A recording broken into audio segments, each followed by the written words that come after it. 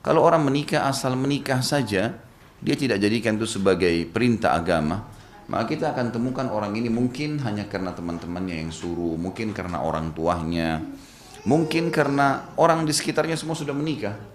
Maka dia hanya sekedar menjalankan begitu saja, ibaratnya seperti orang yang mau kerja di satu perusahaan, dia nggak tahu kenapa dia kerja di situ.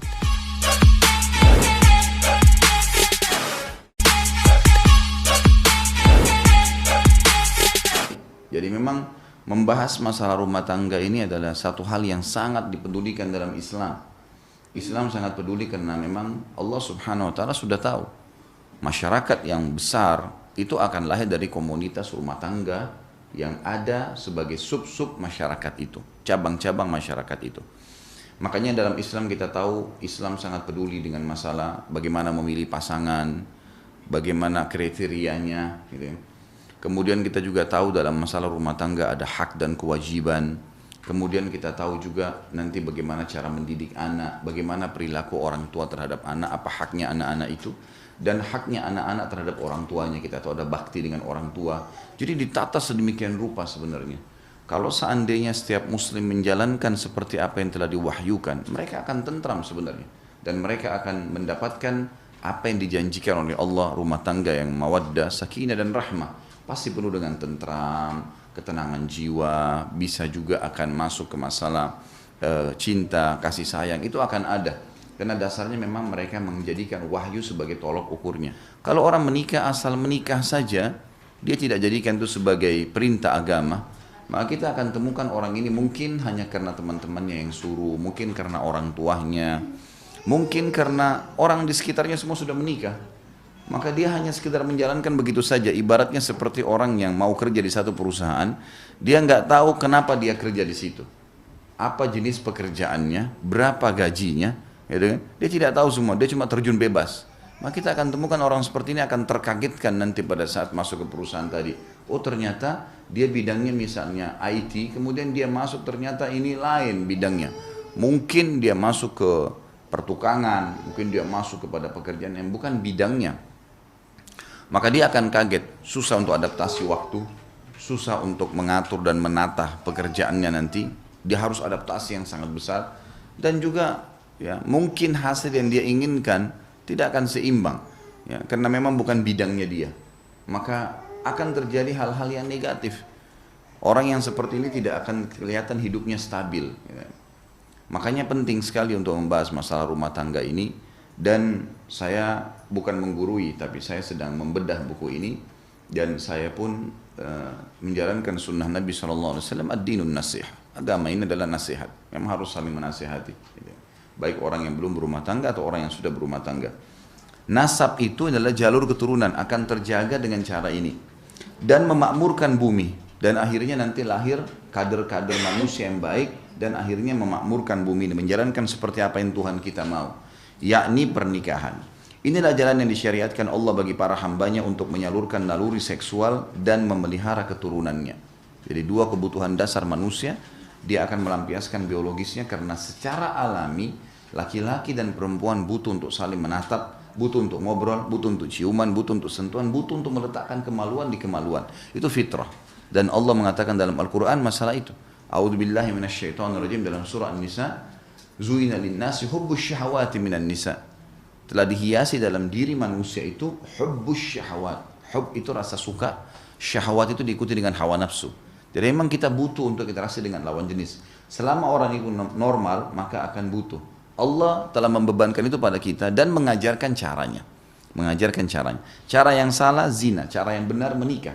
Perbedaan antara zina sama nikah adalah 5 menit saja, kalimat akad, gitu ya.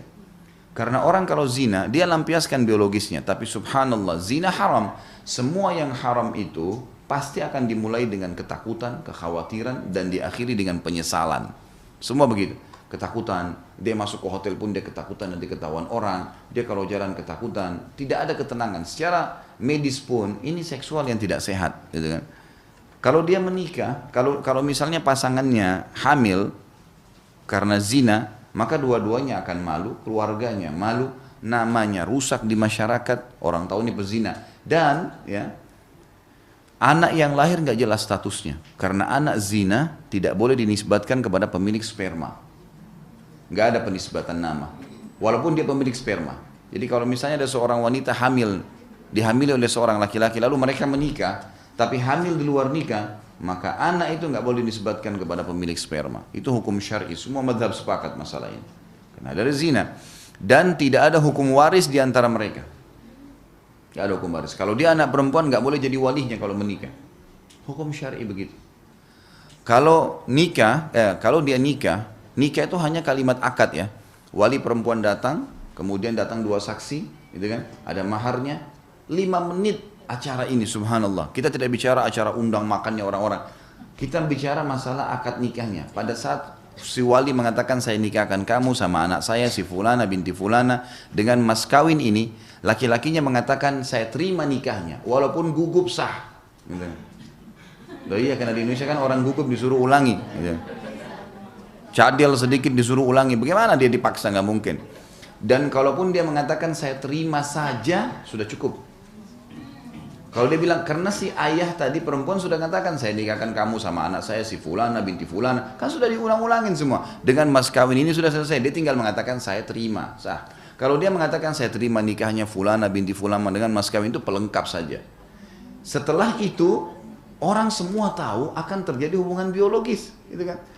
Coba pada saat mereka lakukan biologis, dua-duanya dalam kondisi tenang, gembira, kan gitu. Tahu ini tidak ada sesuatu yang aib bagi mereka. Mereka lakukan dimulai dengan ketenangan dan cinta, diakhiri tentu dengan kenikmatan. Dan kalau si perempuan hamil, apa yang terjadi? Dua-duanya senang, keluarganya senang, namanya harum di masyarakat, dan anak yang lahir jelas statusnya. Ada penisbatan nama dan juga ada yang. Lalu kenapa orang harus memilih zina, gitu kan? Kenapa nggak menikah? Tentu ada beberapa faktor-faktor yang membuat orang jauh dari masalah pernikahan. Saya di buku ini saya tidak lihat ada bahasan, tapi saya sebutkan secara global. Seperti misalnya karena kejahilan, tidak faham kalau pernikahan adalah perintah agama. Dan pernikahan itu Bapak Ibu sekalian adalah ibadah yang paling besar pahalanya. Karena jedah waktunya panjang. Gitu kan? Jadi dari awal akad nikah sampai kita meninggal. Bahkan kalau punya keturunan, itu terus-menerus jadi amal jariah, ibadah terus tuh. Seorang suami selama berstatus suami dan dia menjalankan kewajibannya memberikan nafkah, menyiapkan tempat tinggal, selama istrinya tinggal di tempat itu walaupun kontrak, setiap hari pahalanya terus, makanan, minuman yang dimakan terus, panduan dinasehatin, istri juga begitu, mengelola makanan, mengelola minuman, mencuci baju, membersihkan rumah, ini pahala terus nih. Anak lahir, perempuan yang hamil, kemudian dia seperti pahala jihad kalau hamil, melahirkan anak, diurus anaknya, disusuin, dididik, ini jadi amal jariah nih.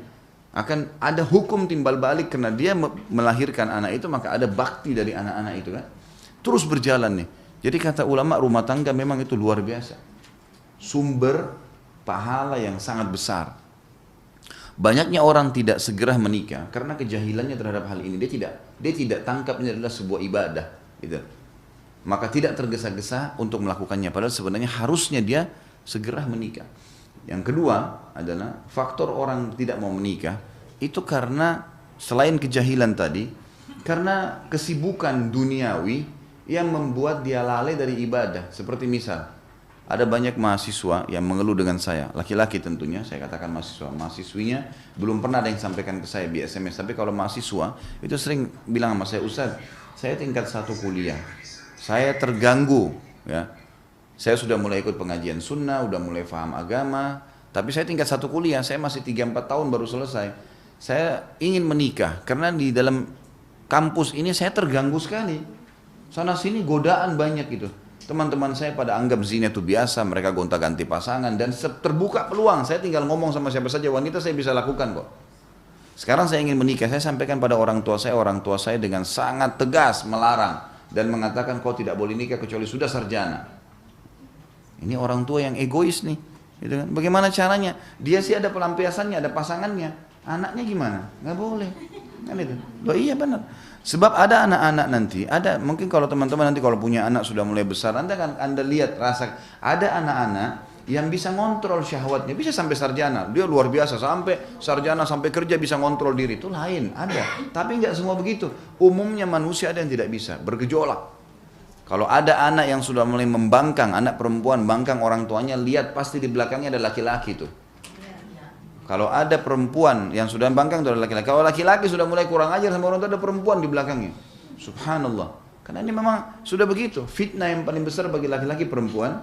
Fitnah perempuan adalah laki-laki. Gitu kan? Maka jangan sampai kesibukan dunia membuat orang sampai menunda pernikahan. Tidak bisa. Sampai saya pernah bahasakan ke jemaah pengajian saya. Lebih baik Bapak Ibu sekalian kalau kita punya anak. Kalau kita lihat anak ini sudah membutuhkan pasangan hidup, artinya sudah mulai kelihatan dari tatapan matanya, gerak-geriknya. Jangan ditunda pernikahannya, nikahkan. Carikan orang baik-baik, nikahkan. Lebih baik kita tambah 1 piring makanan di atas meja kita untuk anak mantu yang juga jadi mahram. Kalau anak mantu laki-laki jadi mahram istri saya. Kalau anak mantu perempuan jadi mahram buat saya, gitu kan? Datangin 1 piring tapi anak kita akan aman.